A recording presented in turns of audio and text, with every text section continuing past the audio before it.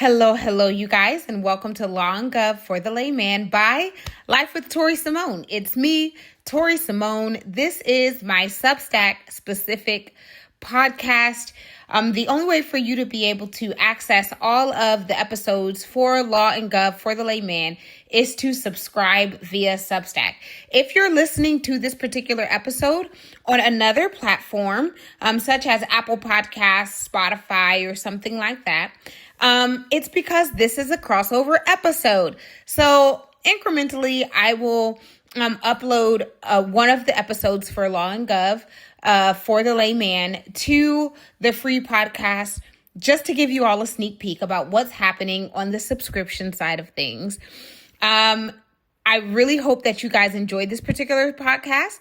This one is going to cover political cases, Supreme Court cases, criminal cases, as well as like political history and events that shape our everyday governance, that shape our laws, and that may impact you to this day. So without further ado, episode 1 is about the United States versus Nixon. This case was tried in 1974, and the interesting part about this particular case is that majority of the context comes from the background. So let's talk about Nixon, the loser. Richard Nixon ran for president in 1960 and lost. He subsequently ran in 1962 for governor, and he also lost there, okay? This was his villain origin story of him becoming known as a loser. And for that time span between his losing streak and finally winning the Republican presidential nomination in 1968, he joined a prestigious law firm in New York City and got rich arguing cases before the U.S. Supreme Court. He also played a marginal role in 1964 presidential politics and earned the title of Mr. Conservative by the actions of his convictions. He had become Mr. Republican, finally winning over the Republican Party, right? So by supporting and campaigning for other Republicans, aka being a peon, because that's exactly what he was able to earn their trust and subsequently their support. Crazy enough, 2 future presidents emerged from this time period, both equally problematic. You know who they are: Ronald Reagan and Richard Nixon. Reagan was that boy, though, because he ended up earning the hearts of the conservative movement because of one nationally televised speech. He was very captivating, and he thusly became a formidable opponent for Richard Nixon in 1968. During that time, serious presidential candidates were known to have held public office of some sort. So Ronald Reagan wasn't really a favorite because of the fact that he had never held a public service office. So what he ended up doing was running for the governor's seat of California. He ended up winning in 1966. And then he immediately began to pivot to throw his hat into the ring for the presidential candidacy. And essentially, he passed right past Richard Nixon because Richard Nixon continued to be the Republican water boy and campaigned for other Republican candidates. So much so that President Lyndon Johnson was very petty and called Richard Nixon a chronic campaigner. Okay, ate my boy right up. And this attention essentially helped Nixon get a bit of momentum. Okay, it was a race between Reagan and Nixon about how they would win over conservatives. Reagan was the man of the movement, while Nixon was wooing the conservative leadership. This led to Nixon creating a support team of heavy-hitting Republican right-wing folks. And for the primaries, they rebranded him as the new Nixon. They painted him as more of a statesman-like guy, less combative, more mature and presidential. And essentially, they curated television interview programs which would display his strengths of answering questions posed by ordinary Americans, because for some odd reason, whenever Nixon was talking to reporters, he became a little bit hostile, and they essentially brought out the worst in him. So the Republican primaries, in comparison to what the Democrats had going on, the convention was a breath of fresh air, and Nixon won the first ballot, even had Reagan supporting him. In Nixon's acceptance speech, he stated to have offered hope to the country that was riddled with chaos by stating, quote, We extend the hand of friendship to all people, to the Soviet people, to the Chinese people, to all the people of the world, and we work toward the goal of an open world, an open sky, open cities, open hearts, and open minds. Nixon, that was trash, but it worked. It worked at the time, especially with the chaos that was plaguing the country and the division that the Vietnam War had created amongst the Democrats. President Johnson had withdrawn from the race, the primary race, because Eugene McCarthy showed strong support. Robert Kennedy won the California primary, but then was assassinated the same night. And then Martin Luther King was assassinated 2 months later. The liberals were going through it. It was a crazy time for the liberals and for the Democrats. Nixon went on to win the 1969 presidential election, and he would also rerun for office in 1972. This is where things start to get a little crazy. His win in 1972 would be the largest Republican landslide of the Cold War, which caused many to question why he even got tangled up in the whole Watergate scandal anyhow. So I know what you're thinking. Tori, what's the Watergate scandal? I am so glad you asked. The Watergate scandal, it was 5 burglars that broke into the Democratic National Committee headquarters in Washington, D.C. It is still here today. And they broke into the Watergate office / apartment / hotel complex. Okay. This was June 17th, 1972. 4 of the men were formerly active in the Central Intelligence Agency, that is the CIA. And they were active in activities against Fidel Castro in Cuba. They're often referred to as Cubans. However, only 3 of them were of Cuban heritage. So that's something that you should keep in mind. The 5th person was James W. McCord Jr., and he was the secretary-chief of the committee to re-elect the president, which effectually became known as CREEP, LOL. And it was presided over by John Mitchell, who was Nixon's former attorney general. The arrests were reported in the next morning's issue of the Washington Post, and the people that wrote about it were unpopular journalists. They were still very, very small, not really well known, and were known for having these small sidebar, writings in the paper. So they weren't considered any type of journalist of repute at that time, because they were relatively new. Okay. So later, these unpopular journalists and the FBI uncovered 2 co-conspirators in the burglary. E. Howard Hunt Jr., he was a former high-ranking CIA officer recently appointed as the chief of staff in the White House, and Gordon Liddy. Liddy was the former FBI agent working as a counsel for CREEP. That name sends me. Okay, I'm fried. Liddy had also been surveillancing the headquarters of George S. McGovern, who was to become the Democratic nominee in the 1972 presidential election. The presidential press secretary, Ron Ziegler, responded that the president had no comment on some third-rate burglary attempt. Quote, additionally, the public relations campaign that came out of the White House was successful in claiming that Nixon had no involvement whatsoever in any of this. At the same time, conspirators destroyed evidence, including their burglary equipment and stash of $100 bills. Jeb Magruder, deputy director of CREEP, burned transcripts of wiretaps from an earlier break-in at the DNC's office. And the president, his chief of staff, Bob Haldeman, and Charles Colson, who's special counsel to the president, began to spread alibis around Washington. The White House arranged for Hunt, the high-ranking CIA agent, to disappear, quote unquote, to another country, though he never actually left the United States. This is all very crazy. This was all in an effort for the burglars to take the fall. Then came June 23rd, 1972. This is when the president ordered the FBI to stop its investigations. This order revealed what became known as the Nixon tapes, which were secret recordings of his phone calls in the Oval Office. These same tapes is what implicated and became the smoking gun, proving the president had been part of the cover-up. But let's talk about this 1972 campaign. Remember, President Nixon ran for 2 terms and successfully won both terms. But throughout this 1972 campaign, those low-level journalists were fed leaks by an anonymous source referred to as, quote-unquote, deep throat. Pause.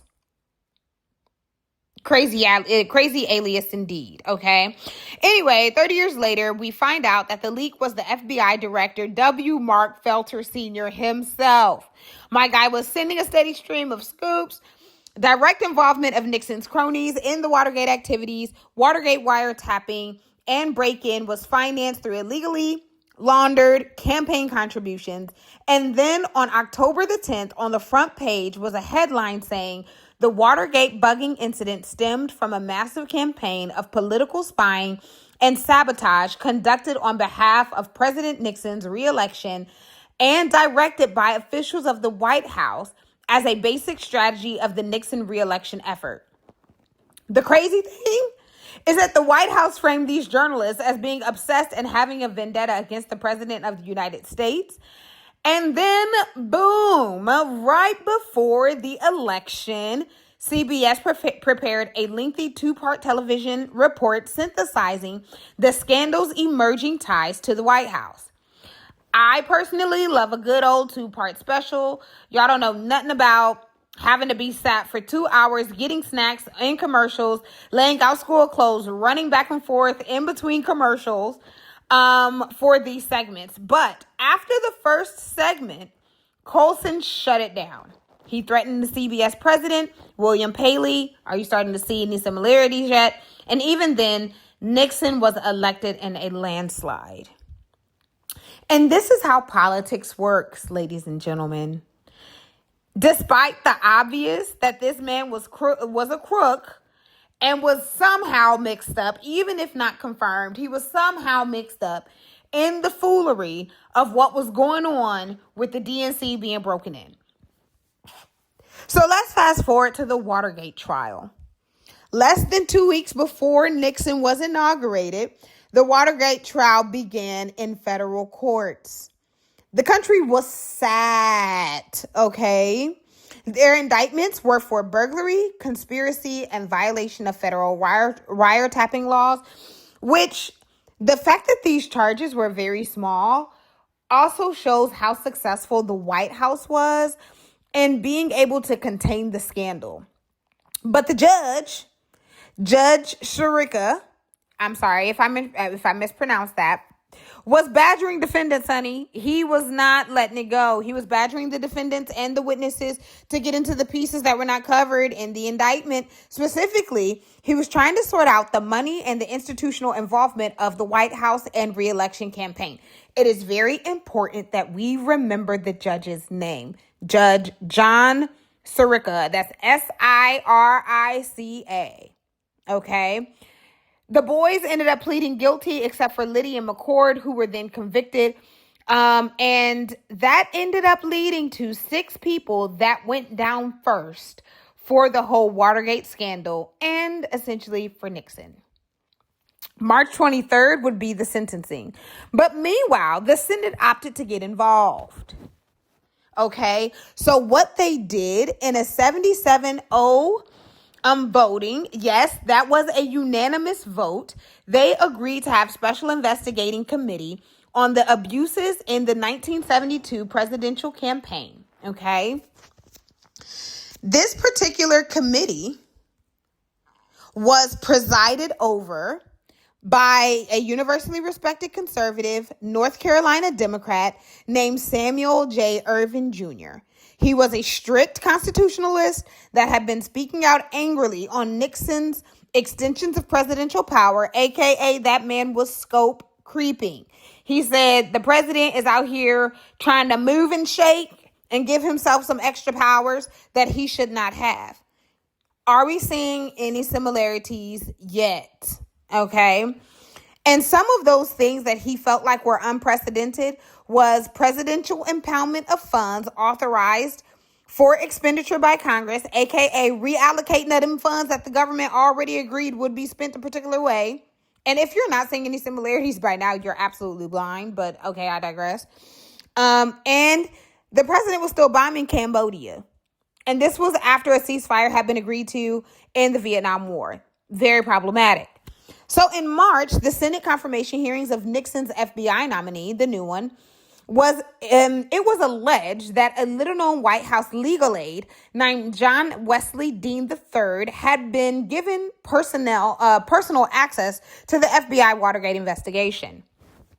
This is tea, because immediately after this was known, the president came out with a sweeping refusal to allow aides such as Dean to testify before Congress due to quote-unquote executive privilege. I want you to know, Irvin, who was over that Senate committee to investigate what was going on, Irvin put the foot down and he said, listen, sir, if you press this issue, I'm going to draft up some arrest warrants by force, by fire. I'm about to compel Nixon's aides to be able to testify. So Nixon, I need you to go ahead and just comply. Okay. Now, at the same time, there was movements to leverage hearings and continued grand jury proceedings to induce defendants to speak more forthrightly about a broader conspiracy. Then boom, defendant McCord folded. He gave a pre-sentencing letter to Judge Sirica, right, which explained that the defendants were pressured and forced to plead guilty and perjure themselves about involvements by higher ups. The tea was hot, folks. The people, they were cracking. So on March 23rd, there was a letter. That letter was then read in open court, and then the long provisional sentences were passed. So what Sirica did was, after he read that letter, he hit them boys with some crazy sentences. And then he said that if you speak frankly to the Watergate grand jury or to the Senate, I'll reduce your sentences. Okay? This is what you call having leverage. Okay, self-manufactured, maybe because, it was done by the judge, and also, offered a type of leniency by the same judge that passed the sentencing, but leverage nonetheless. And then the revelation started raining like cats and dogs, y'all.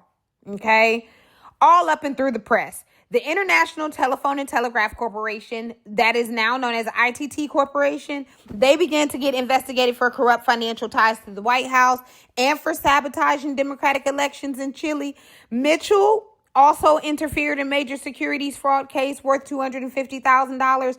And by mid-April, with Mitchell and other top aides facing indictments, the president nervously announced that his own investigations had determined that, quote, no one in this administration presently employed was involved in the very bizarre incident. Coincidence? I think not. April 30th, 1973 is when Nixon gave a major televised address announcing the resignations of Dean, his two closest aides, Haldeman and Ehrlichman, the attorney general, and Nixon protested his own innocence at the same time. Promised cooperation with future investigations, while also including legal language that implied strong limits to how he was going to cooperate anyhow. So them Irvin hearings began May 17th, and the American political tune had changed drastically because eye-popping revelations were coming out all over the place, okay? It would not let up for the next 15 months. So there were daily televised hearings, and those televised hearings, they said, were to be compared to drama, import, and historical deaths, okay? They said things is getting out of hand, and these Senate hearings were being presided over by the Democrats, right, led by Chairman Irvin, who became known as either a hero or a villain, depending on how you saw it. 3 Republicans, which is Vice Chairman Howard Baker of Tennessee, which included, or was led by rather, the Vice Chairman Howard Baker of Tennessee. And the hearings were first covered by all 3 commercial television networks, which was remarkable, okay, that they were literally airing these hearings on all of those networks back to back. It was a civic high-mindedness, and it was in high demand. The country wanted to know what was going on with this Watergate inquiry, and they was tuned in. Soon the networks began showing the hearings on a rotating basis. You had PBS stations that continued broadcasting it live, while other PBS stations were running the hearings at night. And then you had some PBS stations that did both. So what was the societal context during this time? Well, the New York Stock Exchange was plummeting, honey. Okay, things was in a whirlwind. They said housewives was not doing work in the house while the hearings was on. You had college students that was sat hunched around TV screens, missing classes. Then you had high schools that had TVs in the cafeteria all day, and they were getting a live time civic lesson. Side note, it is crazy how civics used to be taught and it is no longer taught. Bring that back. Anyway, the Washington Post writer stated, quote, with the spectacle of high human drama interwoven with the finest possible example of the democratic process at work unfolding before my eyes for hours on end with no rehearsal, no canned laughter, very little commentary, and there was absolutely none needed. And best of all, almost no commercial interaction.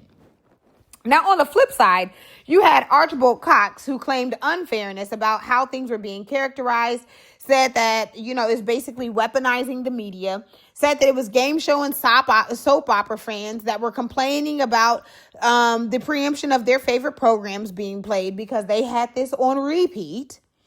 But most significantly, the ideological direction of the country, though hardly noticed by the elites, large portions of the country decided that the entire thing was just a witch hunt, which is crazy because that's how good politics can work.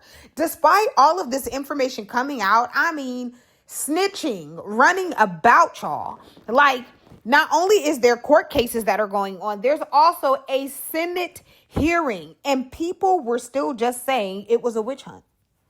I don't know if they was Delulu, or I don't know if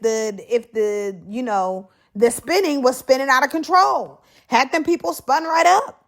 However, society viewed the White House riddled with unprecedented and extra constitutional paranoia and corruption from the beginning, right? Now, during the Senate hearings, there was a bipartisan panel.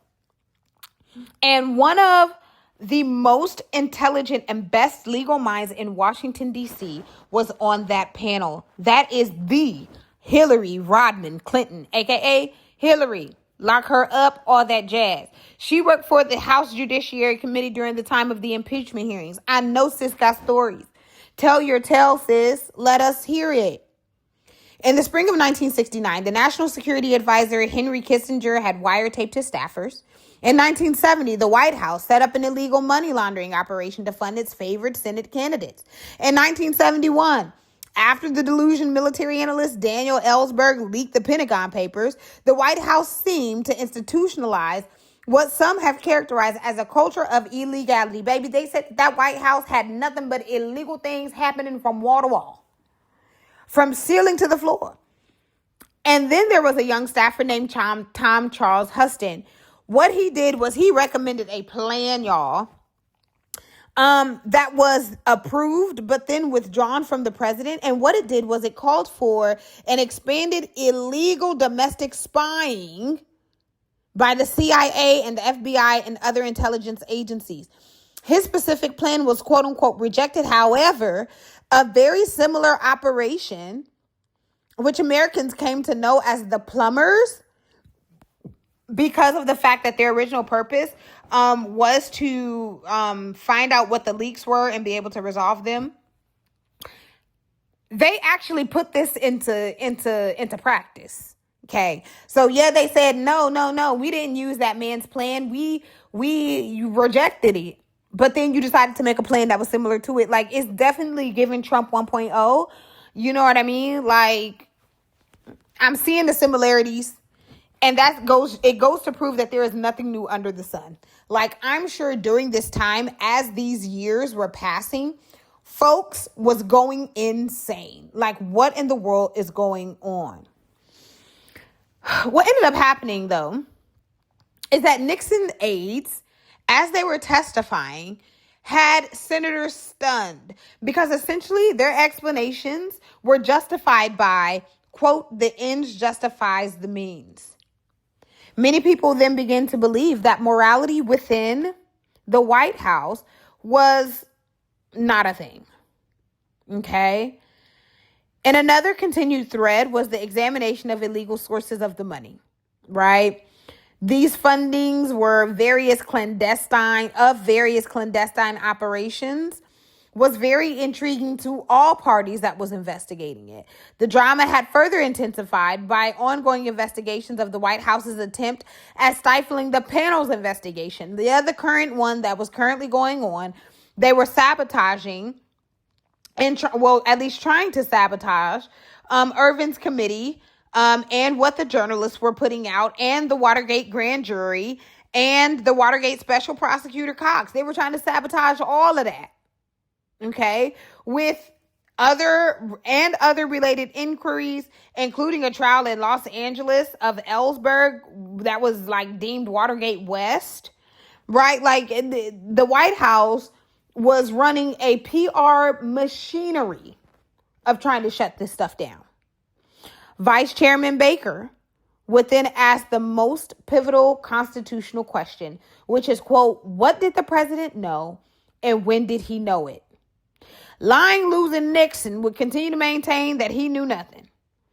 But then Dean, mind you, Dean decided to throw that man underneath the bus. Yes, he did. A caravan of buses. June 25th, 1973, in a 7-hour statement to the Irving Committee, televised and then cross-examined for 5 days, that man revealed the prime mover behind the scandal and cover-up was the president of the United States, the Richard Nixon. And even then, some folks were still skeptical. You guys, this is effective politics. It looks like it would be a stalemate until Alexander Butterfield on July 16th disclosed all the conversations in the president's office had secretly been recorded on tape. And I want to make sure that you understand that these secretly recorded conversations weren't secret from the president. He was told about the fact that all conversations are recorded in the Oval Office. He just forgot that it existed. That's what happened. He forgot that it existed. And immediately Cox and Irvin subpoenaed them tapes and several key conversations. Remember, Cox is in charge of Cox was in charge of being the special investigator to investigate what was going on. Irvin was in charge of the Senate hearings that was going on. Okay. And Nixon refused. And he refused based on executive privilege. The order was then upheld by Judge Sirica because he said, let me go ahead and get into things real fast. And let me go ahead and order Nixon to turn over them tapes. Okay. Furthermore, the U.S. Court of Appeals in October was like, hey, you need to turn over them tapes. And instead, Nixon offered written summaries of the tapes in return for an agreement that no further presidential documents would be sought after. Cox, the special prosecutor, he said, nah, big dog. Nah, big dog. I need them tapes, babes. And whatever else I need to put these paws on, I'm going to absolutely put these paws on. October the 20th, the president ordered his Attorney General Elliot Richardson to fire the special prosecutor, Cox. Sound familiar?